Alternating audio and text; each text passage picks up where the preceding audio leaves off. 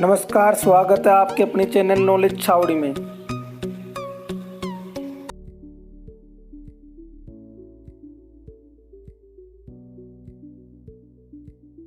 आज की इस वीडियो में मैं आपको पेप्टिक अल्सर के बारे में बताऊंगा। पहले मैं आपको इसकी नॉर्मल जानकारी दे दूंगा, फिर स्लाइड के थ्रू संपूर्ण जानकारी दे दूंगा। पेप्टिक अल्सर हमारे पाचन तंत्र से संबंधित एक बीमारी है जिसमें हमारे पेट में घाव या छाले हो जाते हैं। ये बीमारी मुख्य रूप से स्टोमक व डुडेनम में पाई जाती है।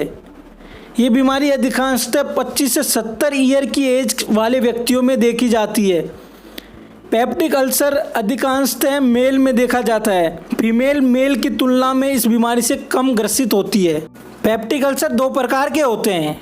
फर्स्ट है एक्यूट पेप्टिक अल्सर और second chronic peptic ulcer. Acute peptic ulcer की बीमारी अचानक उठती है और जल्दी से ही डेंजर नेचर की हो जाती है।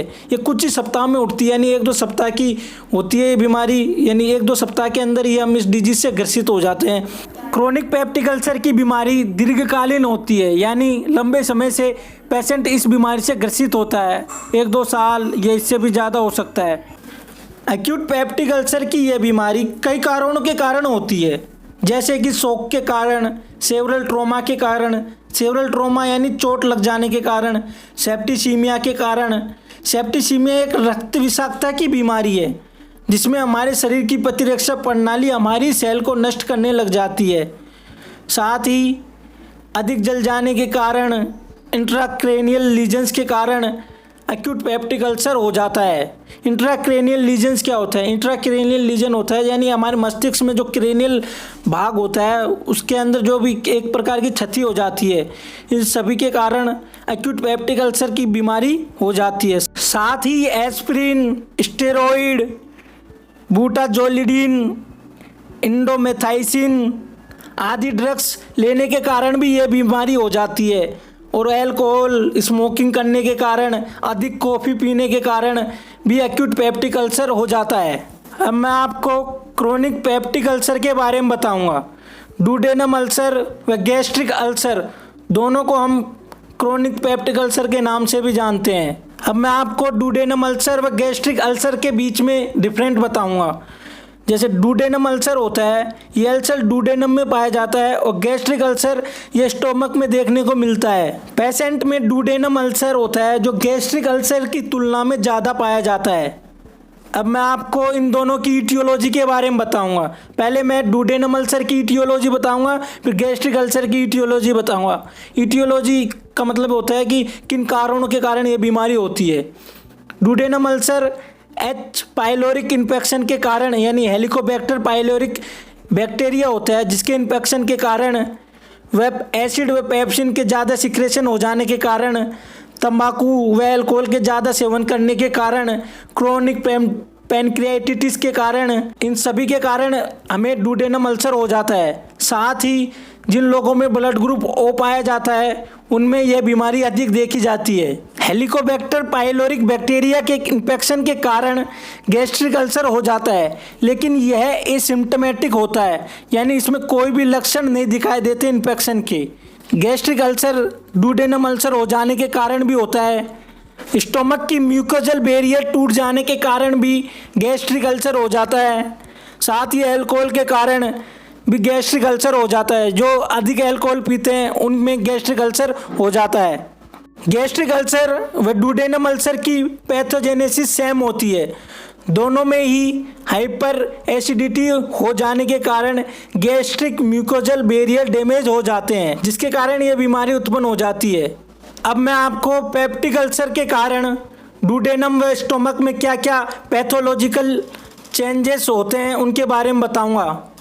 डुडेनम अल्सर मुख्यतः डुडेनम के फर्स्ट पार्ट में पाया जाता है, जबकि गैस्ट्रिक अल्सर स्टोमक के लेसर कर्वेचर व पाइलोरिक एंट्रम में पाया जाता है। स्टोमक व डुडेनम में पाए जाने वाले छाले 1 से 2 सेंटीमीटर के व राउंड व अंडाकार शेप के होते हैं। डुडेनम व गैस्ट्रिक अल्सर के कारण अनेकों समस्याएं हमारे शरीर में उत्पन्न हो जाती है, जैसे कि हिमोरेज यानी ब्लड का निकलना, डुडेनम व स्टोमक में छेद हो जाना, अवरोध हो जाना यानी भोजन का स्टोमक से बाहर ना निकल पाना, आदि समस्या उत्पन्न हो जाती है पेप्टिक अल्सर के कारण। क्लिनिकली हम इस बीमारी को अनेकों लक्षणों के कारण पहचानते हैं। जब हमें डुडेनम अल्सर हुआ है तो हमें खाना खाने पर आराम मिलता है, जबकि गैस्ट्रिक अल्सर में खाना खाने पर दर्द होता है। डुडेनम अल्सर में नाइट पेन पाया जाता है, जबकि गैस्ट्रिक अल्सर में नाइट को कोई भी दर्द नहीं होता। डुडेनम अल्सर में हमें उल्टी नहीं होती, जबकि गैस्ट्रिक अल्सर में पेशेंट को उल्टी आती है। डुडेनम अल्सर में पेशेंट का वेट कम नहीं होता, जबकि गैस्ट्रिक अल्सर में पेशेंट का वेट कम होने लग जाता है। डुडेनम अल्सर में पेशेंट किसी भी प्रकार का खाना खा लेते हैं, जबकि गैस्ट्रिक अल्सर में पेशेंट नरम खाना खाना पसंद करते हैं। डुडेनम अल्सर में पेशेंट का राइट हाइपोकोंड्रियम भाग नरम हो जाता है, जबकि गैस्ट्रिक अल्सर में पेशेंट का एपिगैस्ट्रिक भाग नरम हो जाता है। डुडेनम अल्सर में पेशेंट को काला व चिपचिपा मल आता है, जबकि गैस्ट्रिक अल्सर में जो पेशेंट गैस्ट्रिक अल्सर से ग्रसित होते हैं उनको खूनी उल्टी होती है। इस बीमारी की डायग्नोसिस ब्लड टेस्ट द्वारा, स्टूल टेस्ट द्वारा व एंडोस्कोपी के द्वारा की जाती है। अब मैं आपको इस बीमारी के ट्रीटमेंट के बारे में बताऊंगा। इस बीमारी में हम एलोपैथिक में एसिड को कम करने के लिए पेंटोप्राजोल की दवाइयाँ देते हैं, साथ ही एंटासिड पीने वाली दवाइयाँ देते हैं तथा पीपीआई यानी प्रोटीन पंप इनिबिटर आदि दवाइयाँ देते हैं, जो कि एसिड को कम करती है। जब peptic ulcer Helicobacter pyloric bacteria के कारण होता है तो हम पेशेंट को एंटीबायोटिक दवाइयाँ देते हैं, जैसे कि एमोक्सिलिन, क्लेरिडोमाइसिन आदि दवाइयाँ देते हैं। और होम्योपैथिक में हम पेप्टिक अल्सर के लिए सिम्पाइटम, हाइड्रेस्टिस, कैनाडिसिस, ओमिथोगेलम आदि दवाइयाँ देते हैं। सिम्पाइटम 20%, हाइड्रेस्टिस कैनाडिसिस 40% लेकर तथा ओमिथोगेलम 40% लेकर हम 100 मिलीलीटर की एक बोतल में इन तीनों का मिक्सर कर लेते हैं और इन तीनों को रोजाना दिन में 3 बार 20-20 बूंद के साथ लेनी चाहिए इस डिजीज़ में। और साथ ही हम नेट्रम फोस